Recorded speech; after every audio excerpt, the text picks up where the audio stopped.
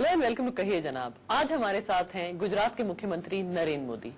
चलिए पता करते हैं कि पूरे गुजरात ने नरेंद्र मोदी का मुखौटा तो पहन लिया, लेकिन नरेंद्र मोदी इस मुखौटे के पीछे असलियत में है क्या? Welcome to the show.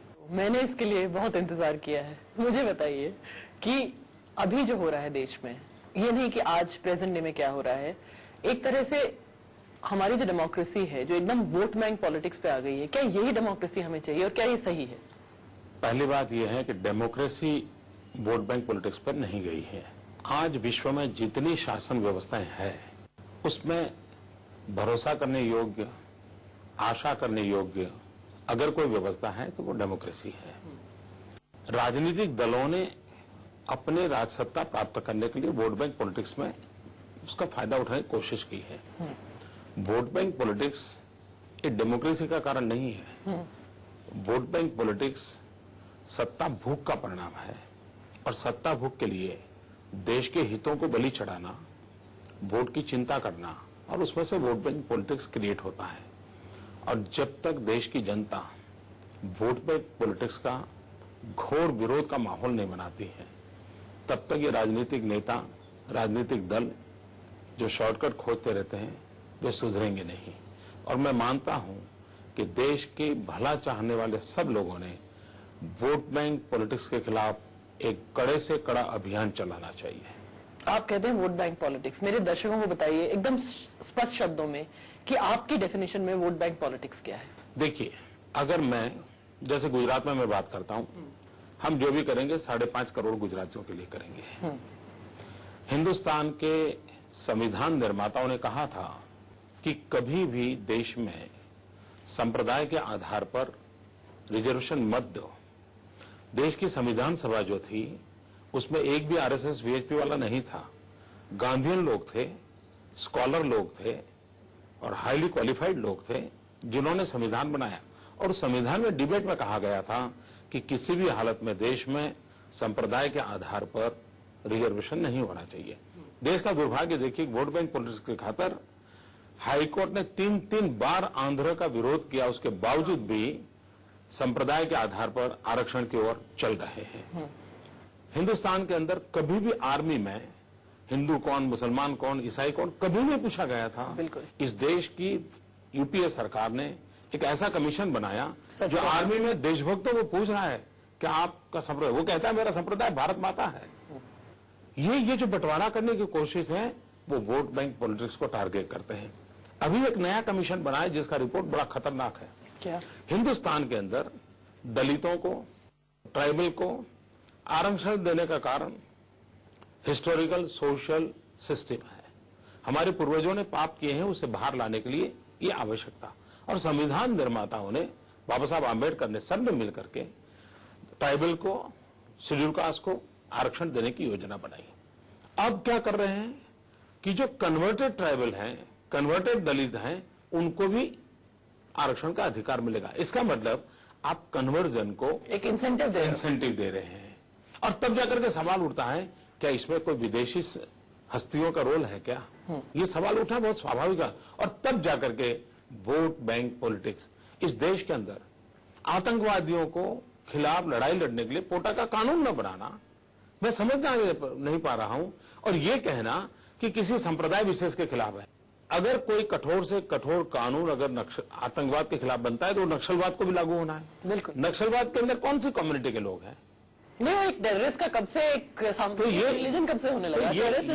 Terrorist. तो सारी दुनिया के 127 देशों ने आतंकवाद के खिलाफ कठोर से कठोर कानून बनाए हैं।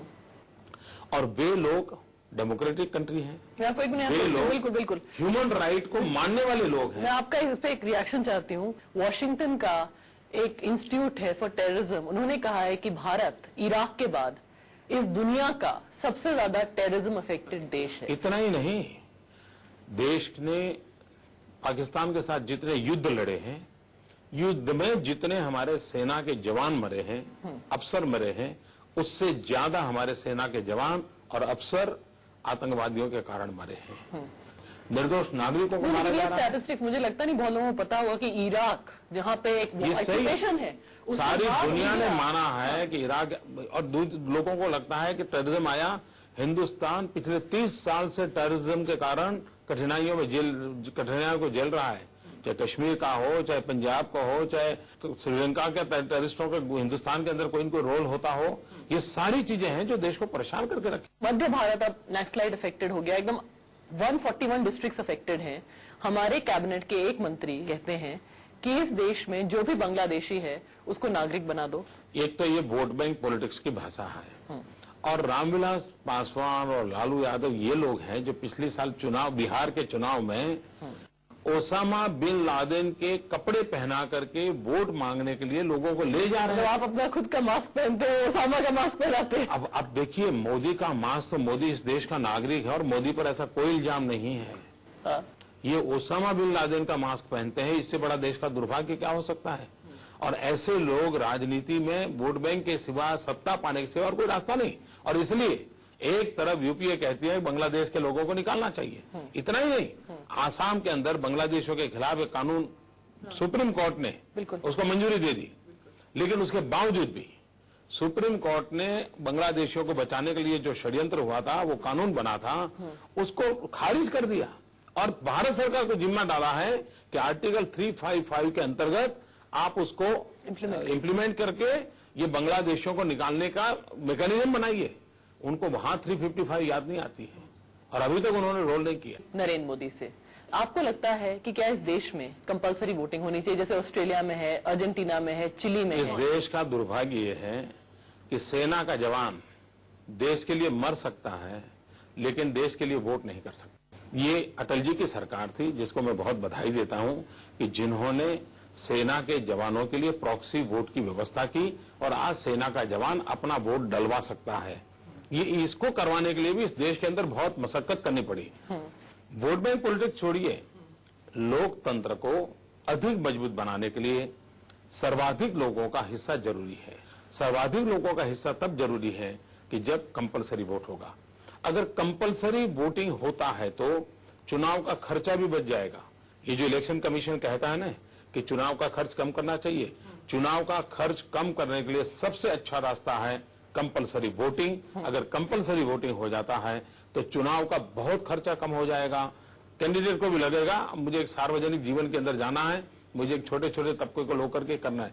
क्योंकि हमारे देश का लोकतंत्र ऐसा है कि 60% लोग वोट करते हैं, 28-30% वाला जीत जाता है, 70% का कोई रोल नहीं होता है।